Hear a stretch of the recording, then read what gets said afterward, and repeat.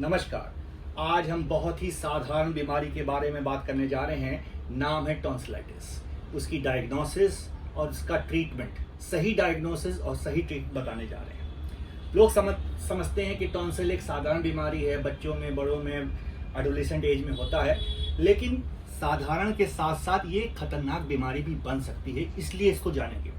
Streptococcus पाइजनीस एक ऐसा bacteria है जो टॉन्सिल में संक्रमण करता है और टॉन्सिल्स फूल जाते हैं, उसमें पस पड़ जाता है। अगर आपके बच्चे को या किसी भी अडल्ट एडोलेसेंट एज में ये इन्फेक्शन हो रहा है और ये डायग्नोसिस मिस हो जाए तो आगे चल के हार्ट के वॉल्स खराब हो जाते हैं और हार्ट की बीमारी हो जाती है। क्यों हो रही है? क्योंकि स्ट्रेप्टोकोकस पाइजनीस की जो शक्ल है वो मेरे हार्ट के वॉल्व से मिलती है। तो क्या होगा? वही बात, प्रतिरोधक शक्ति, हमारी बॉडी एंटीबॉडी बनाएगी, इस बैक्टीरिया को मारेगी, लेकिन इसकी शक्ल मिलती है हार्ट के वॉल से, तो मेरे हार्ट के वॉल्स भी मर जाएंगे। तो इसकी डायग्नोसिस बनवा लीजिए और इसका पूरा इलाज करवा लीजिए, नहीं तो आगे चल के हार्ट के वॉल्स खराब होंगे और हार्ट की बीमारी हो जाएगी। तो इसकी डायग्नोसिस कैसे बनती है? थ्रोट स्वाब इसका लिया जाता है।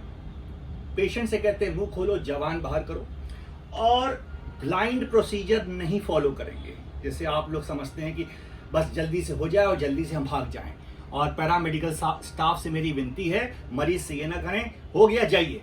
ऐसा आसान नहीं होता है सैंपल कलेक्शन करना। सैंपल कलेक्शन करने के लिए थ्रोट स्वाब स्टिक अगर है आपके पास तो एक हेड मिरर भी होना चाहिए। ये हेड मिरर जो है क्या करता है, इसमें आगे लाइट होती है, लेंस होता है जो सर पे पहना जाता है। उसके बाद पेशेंट का जबान बाहर करके थ्रोट स्वाब स्टिक से टॉन्सिल को छुआ जाता है।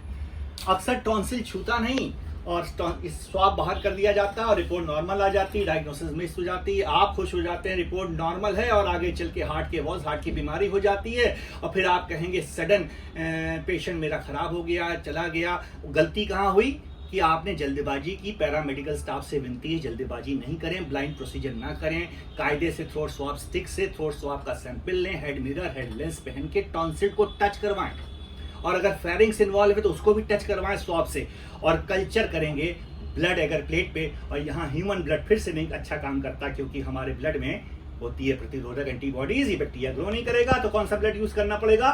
हमें यूज करना पड़ेगा रैबिट ब्लड या शीप ब्लड, और शीप ब्लड से ही बैक्टीरिया ग्रो कर जाएगा, डायग्नोसिस बन जाएगी, हम इलाज करेंगे, बच्चा या एडोलेसेंट एज का जो भी पेशेंट है ठीक हो जाएगा और आगे चल के हार्ट की बीमारी नहीं होगी।